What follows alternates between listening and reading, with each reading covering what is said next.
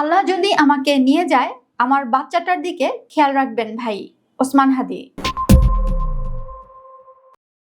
ভাই, আল্লাহ যদি আমাকে নিয়ে যায়, আমার বাচ্চাটার দিকে একটু খেয়াল রেখেন। ওসমান হাদির বক্তব্যের একটি ভিডিও ক্লিপ ভাইরাল হয়েছে। ভিডিওতে ওসমান হাদিকে বলতে দেখা যায়, আল্লাহ যদি আমাকে নিয়ে যায়, আমার বাচ্চাটার দিকে একটু খেয়াল রাখেন ভাই। এই ভিডিওটি অনেকে শেয়ার করে তার জন্য দোয়া করছেন।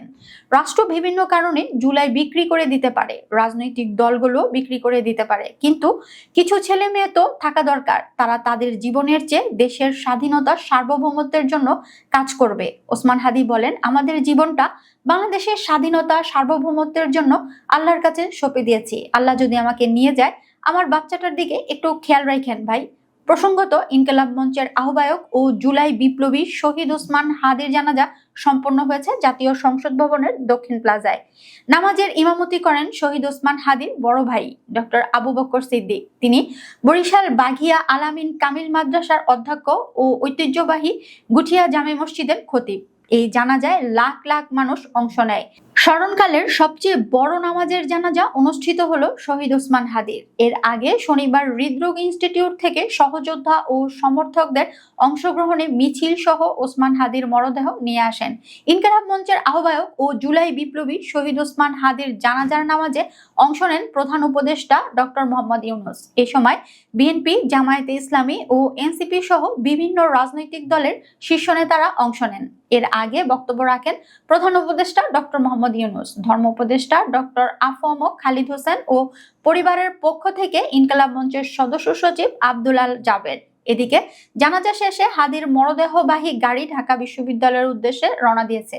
সেখানে কবি কাজী নজরুল ইসলামের কবরের পাশে তাকে দাফন করা হয়। জুলাই আন্দোলনের সক্রিয় কর্মী ও ইনকিলাব মঞ্চের মুখপাত্র শরীফ ওসমান হাদির জানাজা সংসদের দক্ষিণ প্লাজায় অনুষ্ঠিত হয়েছে। শনিবার বেলা 2:30টার দিকে জানাজা অনুষ্ঠিত হয়। জানাজার নামাজ পড়ান তার বড় ভাই ডক্টর মাওলানা আবু বকর সিদ্দিক। হাদির জানাজায় প্রধান উপদেষ্টা পরিষদের সদস্য, বিএনপি, জামায়াত ও এনসিপি সহ বিভিন্ন রাজনৈতিক দলের নেতারা এতে অংশ নেন। এই সময় ছাত্র জনতার ঢল নামে সংসদের দক্ষিণ প্লাজায়। জানাজা উপলক্ষে মানিক মিয়া এভিনিউ ও সংসদ ভবনের দক্ষিণ প্লাজায় 3 স্তরের নিরাপত্তা ব্যবস্থা নেওয়া হয়েছে। এর আগে সকালে ময়নাতদন্তের জন্য তার লাশ নেওয়া হয়েছে শহীদ সোহরাওয়ার্দী মেডিকেল কলেজ হাসপাতালের মর্গে।